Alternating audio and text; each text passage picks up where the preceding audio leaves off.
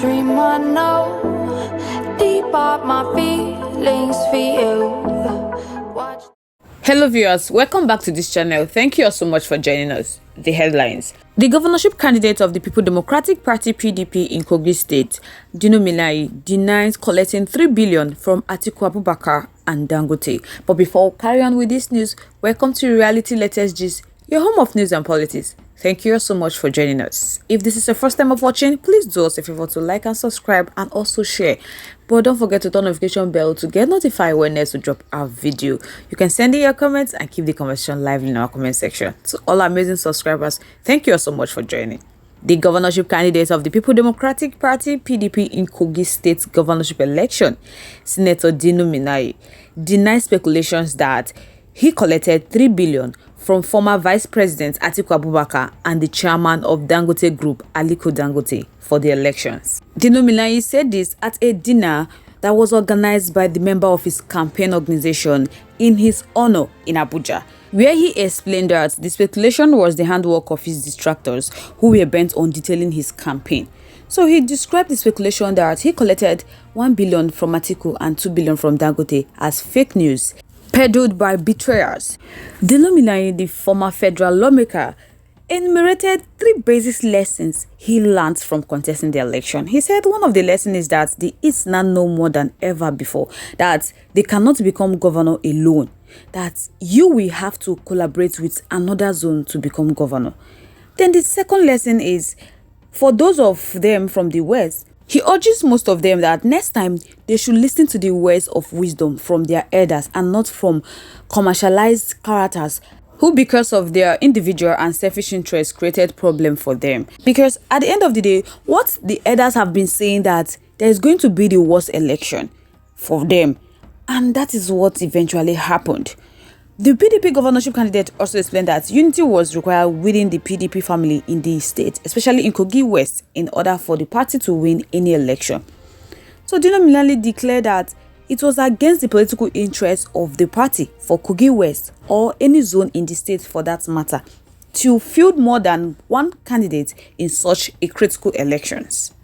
So he went through this election irrespective of the outcome, irrespective of the betrayers and so many other things, that there is a reason to thank God and thank every one of them, particularly the leaders and especially General Tunde Ogbeha. Because throughout the campaign, not even once they had any gunshots, and they have been moving around the state throughout the dead night. In fact, they even went to Basa, where they were driving all through that very lonely road on holy hours of the night, and they got to Ayiba at about hours like 12 midnight or 1 a.m. And the kind of stories of gunshots, yet there was no cases of gunshots at them, or the kind of killings like what they were told when the SDP visited any other place in the east. But they did not experience any such incident, and he's grateful to God. He explained that the November 11 was an anticlimax because there was no election, but there was a process. But when it got to be proper election, there was no election aside following the tenets and doctrines of democracy were not respected. He urged his campaign directors not to despair, saying that it will not be the way it is. Again, if people have faith in them, it will not be the way it is, especially those of them from the western flank. There was this very first message that some leaders from the west, that one of the leaders said that they want to create confusion. Yet some leaders insisted and said this is what they were going to do. Everybody has been served breakfast, and he wants to believe that by the grace of God, he have learned a lot of lessons from this election, and he gave Kogi the type of campaign they have never seen. That is the truth. And they had a sophisticated campaign, and he had a policy document that took about 3 months to put together, and they had a message and it went round. By the grace of God, he said that they cannot also say they lost because there is no election. That by the time they do the statistics, what they spent in this election has never been spent by PDP in the history of Kogi State, and they all know that. And he means what he's saying. And he's not saying this for them to get disillusioned, nor disenchanted, nor discouraged, but he's only saying this for them to hold themselves together as a political family. Moreover, they are bigger than what they've lost on the streets, and they must surely regain it at the roundabout. And this election also taught them a lot of lesson. In his remark, the former governor of the state, Captain Idris Wada, who was the Director General of the campaign, commended the PDP candidate for his candid assessment of the campaign and what happened during the poll.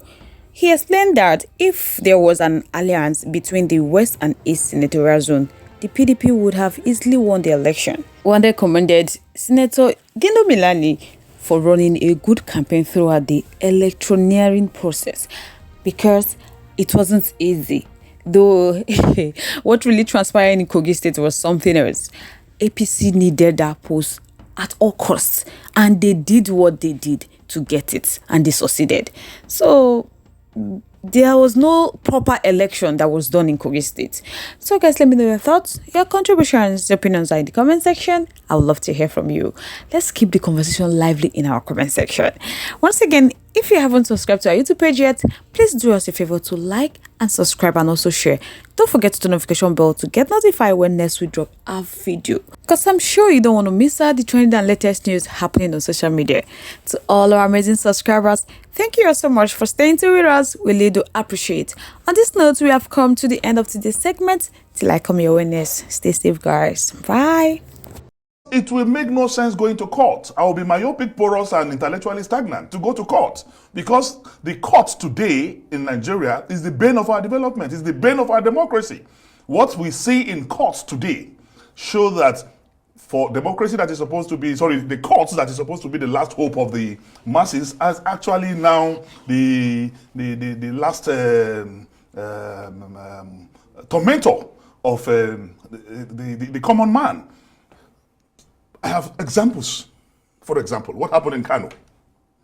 Why would I go to court when the judgment read in court is different from the certified true copy of what was given?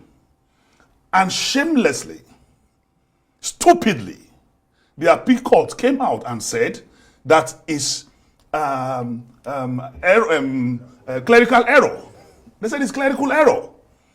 I don't know if the definition of clerical error changed, because the 3 paragraphs that became contentious, there were no spelling errors. So what is the meaning of clerical errors? Because there were no typing errors, there were no spelling errors. So you now also begin to ask yourself, Labour Party just came out 2 days ago to say that they have no judgment. And Supreme Court is telling them that no, your judgment is in Atiku's own. You know, so, and Labour Party cried out.